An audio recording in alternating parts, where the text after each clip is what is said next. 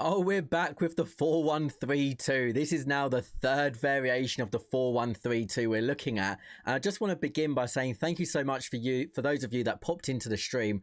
There's going to be a few things that ping up all over the place. The support has been absolutely mental. Remember, every single weekend I will stream a PC Champs run and a PlayStation 5 Champs run, and this week this is what we used on the PC account. It's looking quite tasty, and we used the 4-1-3-2, and you might have seen previous videos where we used Footdoc's 4-1-3-2 and his upgraded version 2. Well, knowing how it plays, I made this one that was tailored to me, and this is what it looks like. If your team is falling behind and you want an Mbappe, an R9, any of the latest promo players, then head over to eldorado.gg. They've got you covered with cheap and reliable FC26 coins, and I know you've probably heard that a lot, but look at the reviews, look how many different options you've got before you go and purchase. Once you are satisfied with your vendor, then head over and type in ALX to get your 5% off of your order. Let's get back to the video. So starting off then with the build-up style, we have gone balanced and we've gone high. So for the first part of the champs run, until probably about game 9 or 10, we had this on extreme and it worked really well. In the higher elo games, I dropped it to high.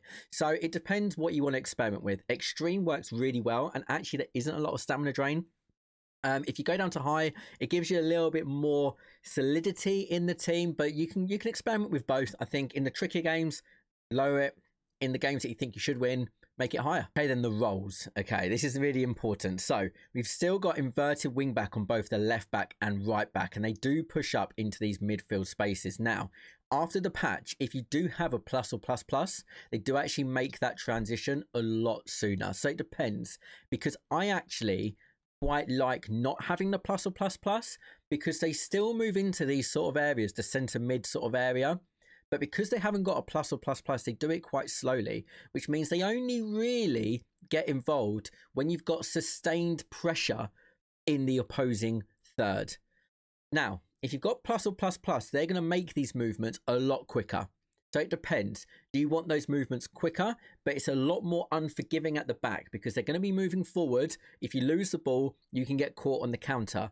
Or do you actually actively choose players without a plus plus, knowing that they move slower, so it's a bit more forgiving if you lose the ball in possession, but then you do know if you do get stuck in and around the penalty box, they are going to be there. So it is really something to consider. The plus or plus plus is how quickly they transition from this position to this position and vice versa. That's pretty much what plus or plus plus does. Then we've got holding roaming. And again, this was something that I kind of flitted between the two. In the higher elo games, I put that to defend. In the lower elo games, then I had it on roaming. Both work quite well, but you are going to be a bit more exposed with roaming as opposed to having defend or ball winning. Now again, playmaker roaming, that's absolutely fine. We kept that. Got 2 inside forwards, and then we've got 2 false 9s on attack. So again, it starts off with inversion 2 and 1 false 9 and a poacher. For me, if I'm going to really suffocate an opposition, and lots of you have commented you want a dribbling tutorial, I'm trying to work out the best way to do that. But the reason I'm able to dribble quite effectively is because I give my strikers space. And I give my strikers space with the false 9. I do have a false 9 specific video that kind of breaks down the attack focus and the build-up focus that might be worth looking at. Now, the inside forward is an interesting one. It can be a bit congested. I do actually think that you can change this to winger, and that will work really nicely. Inside forward works as well, but winger really does work well. This was the tactic that I used. I got 12 and 3 on the PC account. I did play a hacker. Then we went a little bit south, but then we did manage to rescue a 12 and 3 with this team.